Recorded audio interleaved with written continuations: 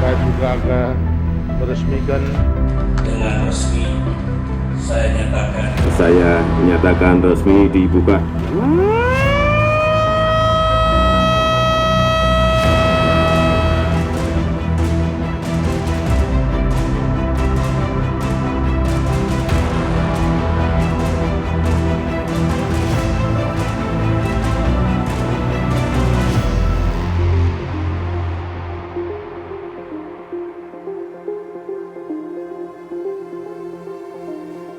Ide pembangunan tol sejatinya pernah muncul di zaman kepemimpinan Presiden Soekarno.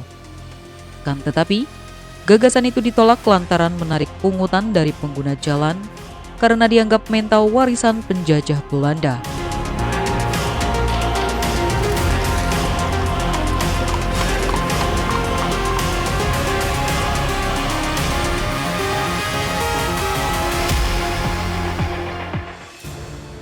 Di jembatan panjang pada ujung jalan MH Tamrin itulah diusulkan untuk didirikan tempat guna pemungutan tol bagi tiap kendaraan bermotor yang lewat. Tulis Subagio dalam Sudiro, Pejuang Tanpa Henti 1981. Dalam buku itu, Subagio menuliskan, Gubernur DKI Jakarta Sudiro mengusulkan pembangunan jalan tol kepada Dewan Perwakilan Rakyat Daerah Sementara pada 1955. Sayangnya, gagasan kakek dari aktor Tora Sudiro itu ditolak. Alasan lain yang mengganjal, proyek itu ditaksir akan menguras anggaran sangat besar. Cita-cita Sudiro tidak terkubur. Pada 1970-an, keinginan itu kembali muncul melalui Menteri Pekerjaan Umum, Insinyur Sutami. Gayung pun bersambut.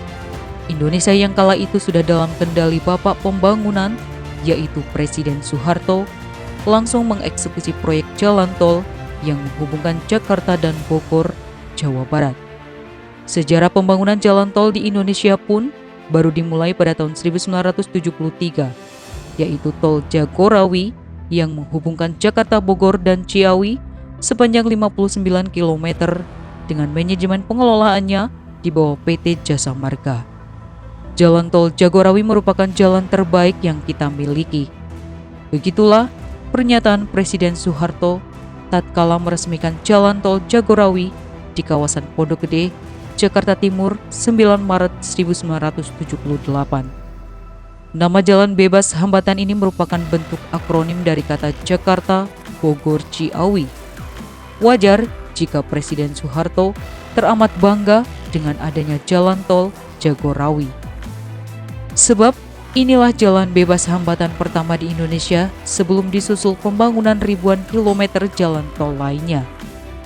Pada tahun 1987, pemerintah mulai menggandeng pihak swasta dalam pembangunan jalan tol dengan sistem Build, Operate, Transfer, perjanjian bangun. Pada tahun 1995 sampai 1997, pemerintah berupaya mempercepat pembangunan tol dengan mendirikan 19 ruas jalan tol sepanjang 762 km, yang di dalamnya terdapat tol Trans Jawa. Namun upaya itu terhenti akibat badai krisis moneter. Sehingga tahun 2001, jalan tol yang terbangun hanya mencapai 13,30 km. Kemudian pada era Presiden Habibie, selama Mei 1998 hingga Oktober 1999, ada 7,2 km jalan tol yang beroperasi. Di era Presiden Abdurrahman Wahid, ada 5,5 km jalan tol yang beroperasi dan 34 km tambahan tol di zaman Megawati Soekarno Putri.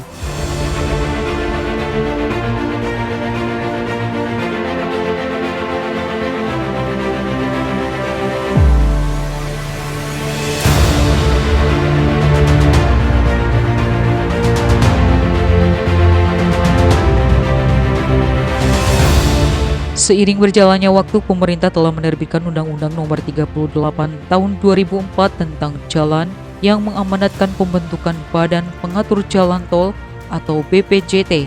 Sehingga pada 29 Juni 2005, Badan Pengatur Jalan Tol sebagai regulator jalan tol di Indonesia telah resmi terbentuk. Pada era kepemimpinan Presiden Susilo Bambang Yudhoyono tahun 2004 sampai dengan 2014, proyek 19 ruas jalan tol yang sempat tertunda kembali dilanjutkan yang pembangunannya mencapai 212 km.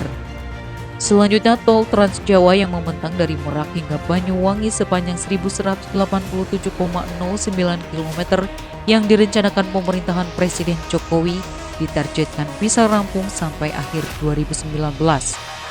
Dalam pembangunan jalan tol, pemerintah menggunakan skema kerjasama pemerintah dengan badan usaha atau KPBU swasta maupun BUMN yang membutuhkan investasi pada modal serta jangka panjang sehingga mengurangi beban belanja APBN.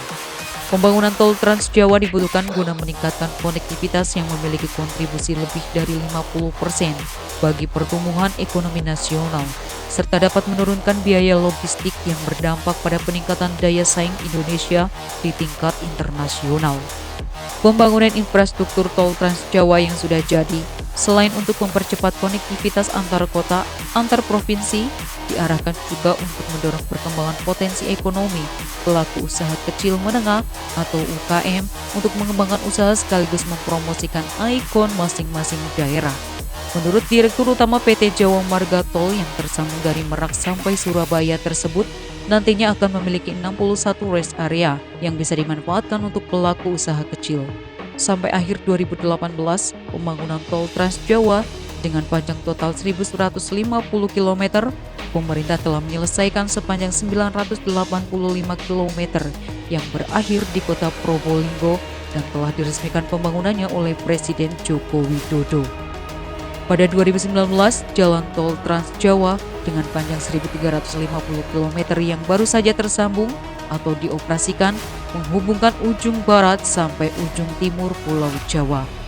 Selanjutnya tahun 2020, pemerintah juga telah mengintroduksi beberapa proyek inisiasi baru seperti Tol Yogyakarta-Bawen, Serpong Bogor, Cikunir Karawaci, Kamal Toluk, Nagarajuk, dan sebagainya.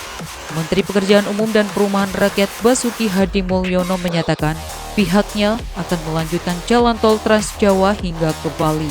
Presiden Republik Indonesia Joko Widodo telah menetapkan pembangunan infrastruktur sebagai prioritas pertama dalam rencana pembangunan jangka menengah nasional 2019-2024.